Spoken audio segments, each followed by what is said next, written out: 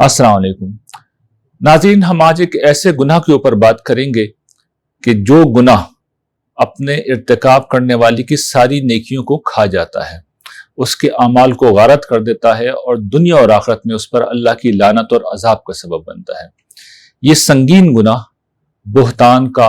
और झूठे इल्ज़ाम का गुनाह है। देखिए, झूठ एक अखलाकी बुराई है, हम सब ये बात जानते हैं, लेकिन झूठ की एक इंतहाई शक्ल वो होती है जिसमें कुछ लोग आगे बढ़ते हैं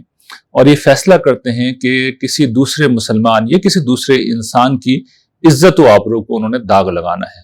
उसको लोगों की नज़र में गिराना है, उसे बदनाम करना है, लोगों को उससे दूर करना है, चनाचे वो उसकी आबरू के ऊपर दाग लगाते हैं। कुरान मजीद ने इसको कई पहलुओं से बयान किया। इसकी सबसे नुमाया किस्म तो वो है जिसमें मासूम, पाकदामन और भोली भाली खवातीन के ऊपर जब बदकारी का इल्ज़ाम लगाया जाए तो कुरान मजीद ने उसे एक इंतहाई संगीन गुनाह करार दिया है। सूरह नूर में अल्लाह ताला ने सैयदा आयशा रजी अल्लाह ताला अन्हा के हवाले से जब उन पर बुहतान लगाया गया और उस बुहतान की जब बारात कुरान मजीद में नाजिल हुई और ये बताया गया कि कितना संगीन गुनाह है, तो फिर इसके कई पहलू हैं जिन पर तवज्जो दिलाई गई। इसमें से एक पहलू तो ये है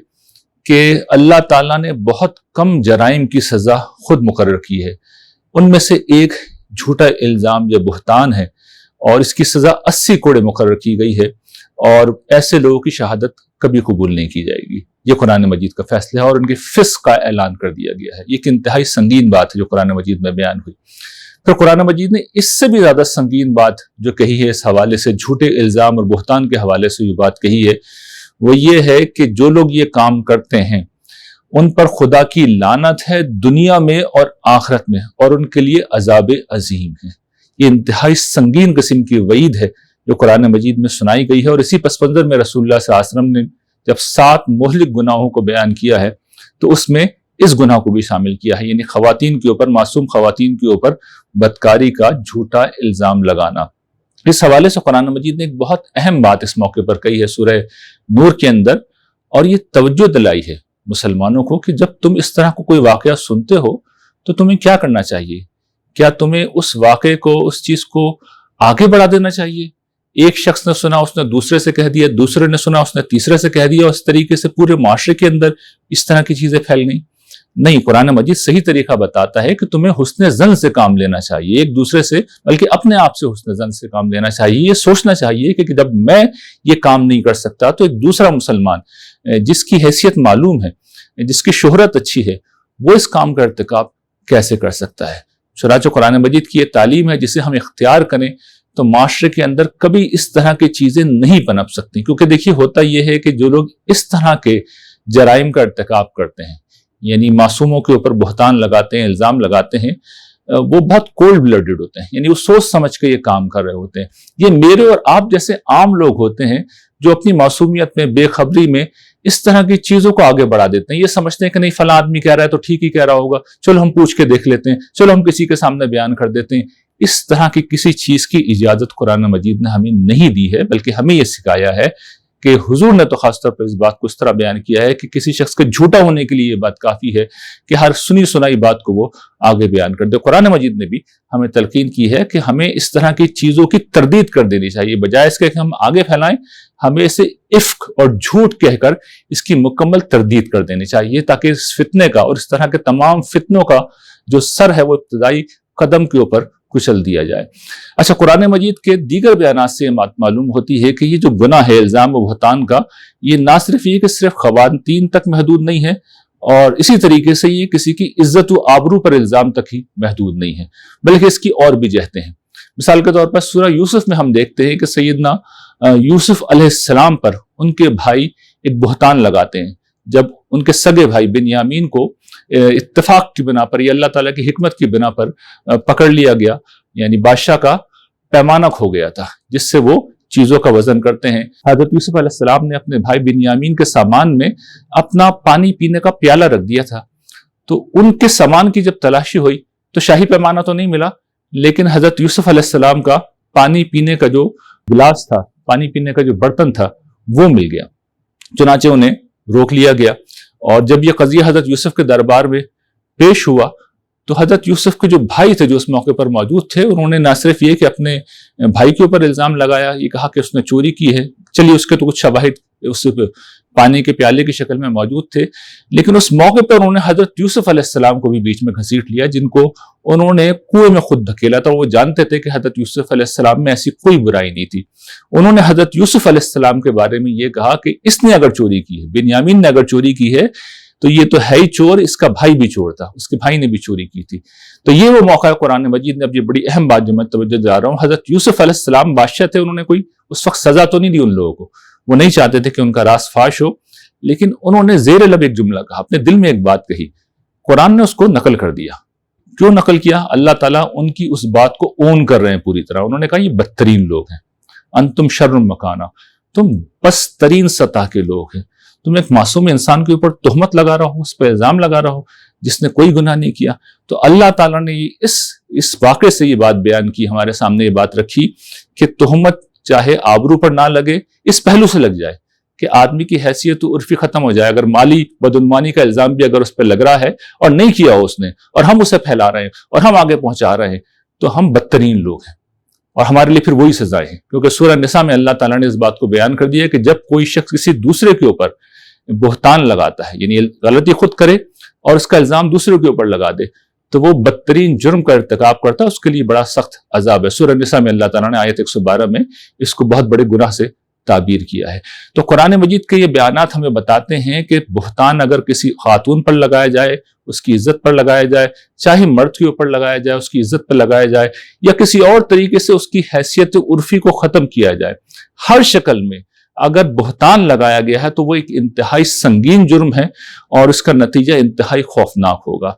قرآن مجید میں الزام و بہتان کی ایک شکل تو یہ ہے جو انسانوں کے حوالے سے بیان ہوئی ہے، اس کی ایک دوسری سنگین شکل ہے جو اللہ تعالیٰ کے حوالے سے بیان ہوئی ہے۔ یعنی جب کوئی شخص اللہ تعالیٰ پر الزام لگاتا ہے، اس پر بہتان لگاتا ہے، اس پر جھوٹ گھڑتا ہے، تو قرآن مجید اس کو بھی ایک بہت بڑے سنگین گناہ کے طور پہ پیش کرتا ہے۔ بلکہ میں آپ کو بتاؤں گا کہ یہ پچھلے گناہ سے بھی زیادہ بڑا گناہ ہے۔ ظاہر ہے کہ اللہ تعالیٰ کے متعلق اس طرح کی بات جب کہی جائے گی تو اللہ تعالیٰ کی ہستی ایسی ہے کہ ان کی بارگاہ میں جب اس نوعیت کا کوئی معاملہ کیا جائے گا تو پھر وہ بہت بڑا جرم ہوگا۔ قرآن مجید کی کئی صورتوں کا یہ موضوع ہے، سورہ انعام کا تو ایک خصوصی موضوع ہے، لیکن یہ پہلے سمجھ لیجیے کہ یہ گناہ ہے کیا۔ دیکھیے، اللہ تعالیٰ اپنے نبیوں کے ذریعے سے اپنے بندوں کو ہدایت دیتے ہیں اور دین ان تک پہنچاتے ہیں۔ اس دین کے اندر یہ بتایا جاتا ہے کہ انسانوں کو کیا چیزیں ماننی ہیں اور کیا چیزیں نہیں ماننی، ایمانیات جسے عام طور پہ ہم یہ کہتے ہیں۔ اس کے علاوہ انہیں یہ بتایا جاتا ہے کہ دین کے مطالبات کیا ہیں، بندوں کو کیا کرنا ہے اور کیا نہیں کرنا۔ تو یہ جو ایمان کی دعوت ہے، جو شریعت کی دعوت ہے، یہ جو عبادات کے طریقے ہیں، اللہ کا قرب حاصل کرنے کے طریقے ہیں، انبیاء علیہ السلام اللہ تعالیٰ سے وحی پا کر انسانوں کو بتاتے ہیں۔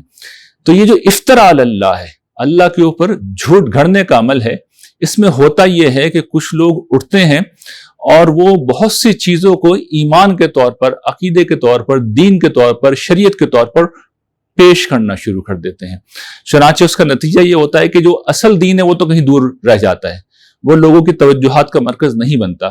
یہ جو انسانوں کا بنایا ہوا دین ہے، انسانوں کے بنائے ہوئے عقیدے ہیں، انسانوں کی بنائی ہوئی شریعت ہے،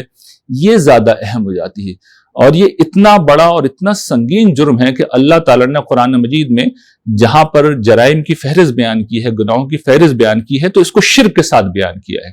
اللہ تعالیٰ سورہ اعراف میں ارشاد فرماتے ہیں، ان تقولوا علی اللہ ما لا تعلمون، کہ تم اللہ کے اوپر وہ بات کہو جس کا تمہیں علم نہیں ہے۔ اسی طریقے سے سورہ انعام میں، سورہ زمر میں اور کئی مقامات پر اللہ تعالیٰ ایک بات کہتے ہیں، ومن اظلم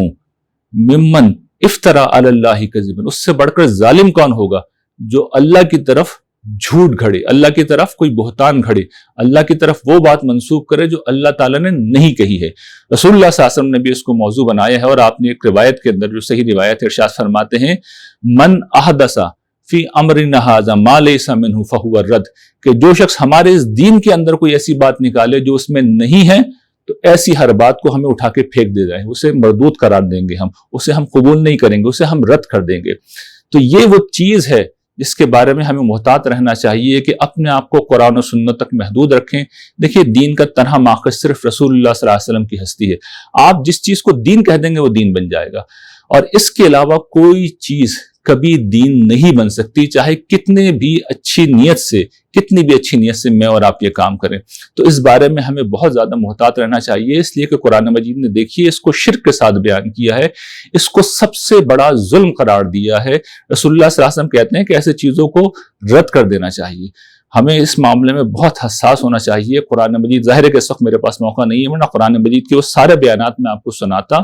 جس میں آپ کو اندازہ یہ ہوتا کہ اللہ تعالیٰ کا غیظ و غضب کس طرح بھڑکتا ہے۔ وہ اس طرح کی چیزوں کو خواہشات نفسانی کہتے ہیں، ظن و اوہام کی پیروی کہتے ہیں، اس طرح کی چیزوں کو گمراہی کہتے ہیں، اس طرح کی چیزوں پر بدترین عذاب کی وہ وعید سناتے ہیں۔ لیکن ظاہر مختصر وقت میں ان ساری چیزوں کا موقع نہیں ہے۔ تو اس گناہ کی حساسیت کو سمجھنا چاہیے، اس کی شدت کو سمجھنا چاہیے، چاہے وہ پہلے قسم کا گناہ ہو چاہے دوسرے قسم کا گناہ ہو۔ اچھا، اس دوسرے گناہ کے حوالے سے ایک چیز میں واضح کر دوں، یہ بڑی اہم ہے کہ اس میں 2 مستثنیات ہیں۔ مستثنیات اس پہلو سے کہتے ہیں کہ اصل میں اس نوعیت کی چیزیں نہیں، اس میں مستثنا تو شاید کچھ بھی نہیں ہے۔ 2 چیزیں ایسی ہیں جو بظاہر ایسی ہی لگتی ہیں، کوئی شخص دین بیان کر رہا ہے، اللہ کی طرف سے کچھ کہہ رہا ہے، لیکن در حقیقت ان کی نوعیت یہ نہیں ہوتی۔ پہلی شکل وہ ہے جس میں کوئی عالم دین اپنا فہم دین بیان کرتا ہے اور دین کے بارے میں اپنا نقطہ نظر بیان کرتا ہے۔ تو ظاہر ہے کہ جب وہ بات بیان کرے گا تو وہ اعتماد کے ساتھ بیان کرے گا، وہ یقین کے ساتھ بیان کرے گا، لیکن وہ اپنی رائے بیان کر رہا ہوتا ہے،